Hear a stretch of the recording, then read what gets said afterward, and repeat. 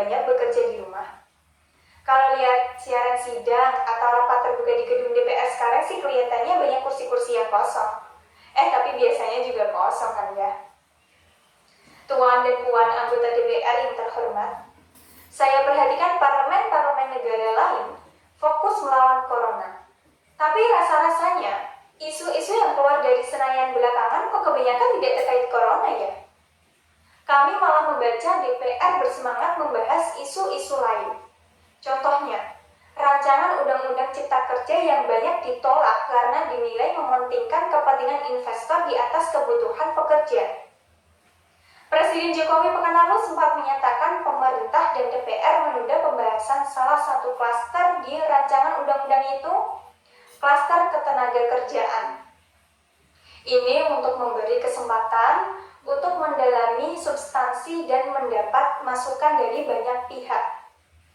Berpegang pada alasan sebab itu, maka sudah seharusnya klaster lain dalam RUU Cipta Kerja pun perlu ditinjau ulang. Karena yang lain juga bukan tanpa masalah, terutama dari perspektif lingkungan dan keadilan gender. Tidak cukup hanya menunda pembahasan satu klaster saja. Ada juga RUU lain yang masih nekat mau dibahas. Ada RUU KUHP yang tahun lalu diserbu pengunjuk rasa. Lalu RUU pemasyarakatan. Ada koruptor yang sudah pengen ngebet bebas kah? Apa kabar Pak Yohana? Terus terang saja, membahas undang-undang yang menyangkut hajat hidup orang banyak seperti sekarang ini terlalu mengundang curiga. Gara-gara pandemi yang pada jatuh cinta saja berani nunda nikah loh. Ini kok DPR buru-buru banget kayak lagi ngejar setoran. Tidak ada undang-undang yang tidak penting. Semua penting. Justru karena undang-undang itu penting, aneh jika pembahasannya diseriusi di waktu seperti sekarang. Saat dimana perhatian dan konsentrasi kita sedang terkuras bertahan hidup di tengah wabah. Produk hukumnya pun berpotensi cacat bila tidak memenuhi ketentuan. Dan rasanya belum ada aturan yang membahas RUU secara virtual. Jika ngotot mengutarakan Omnibus Law atau RUU KUHP atau RUU pemasyarakatan, jangan salahkan jika ada yang menilai DPR tidak menjadikan perang melawan corona sebagai prioritas. Saya percaya setiap tindakan dan keputusan di masa krisis mencerminkan skala prioritas. Atau memang inikah prioritas wakil-wakil rakyat kami saat ini? Bikin ribut juga jelas tak jadi prioritas.